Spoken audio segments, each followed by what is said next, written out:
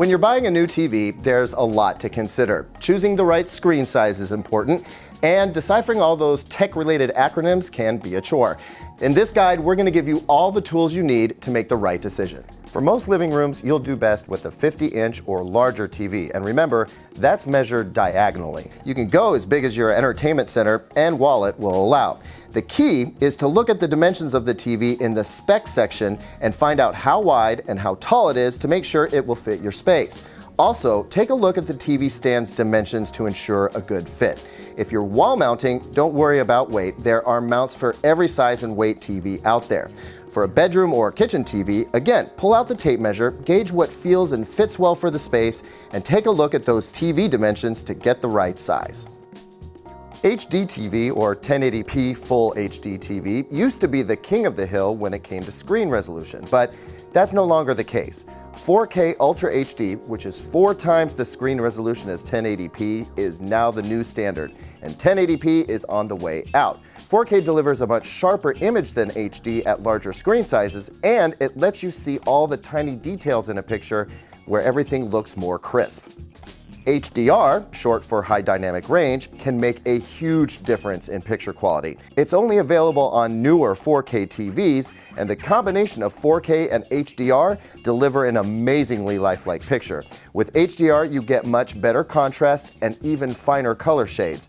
There are varying levels of HDR quality, and generally, you get what you pay for. Check out expert reviews to see how the TV you're interested in stacks up against others in the HDR department. Smart TVs connect directly to the internet, either with Wi-Fi or Ethernet cable, and come with built-in streaming apps like Amazon Video, Netflix, Hulu, HBO Now, and more. You can watch shows and movies, plus play games and even surf the web on some smart TVs. The majority of TVs available now are smart TVs, so you won't have to go out of your way to find one. And one thing to keep in mind here, you can always upgrade any TV, smart or dumb, with a streaming stick or set-top box to get all of these smart TV features. Refresh rate is an indication of how smoothly a TV displays motion, and you'll want to look for what's called native refresh rate. Generally, you want a 120 Hz refresh rate if you can get it, though we have seen some excellent 60 Hz TVs out there too. Effective refresh rate is a term that's also used, but that refers to picture processing and rates higher than 120 Hz.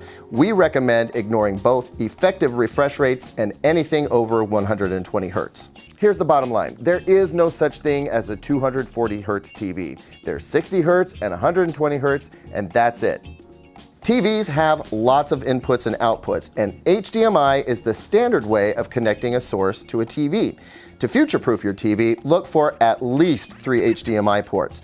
And if you're going to use a soundbar or AV receiver with your TV, make sure it supports HDMI ARC, which is a simple way to pass audio back and forth from the TV and your speaker system.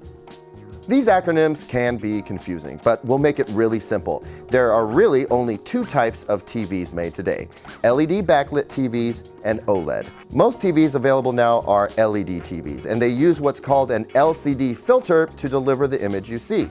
The terms LED and LCD sometimes get used interchangeably because they refer to the same type of TV.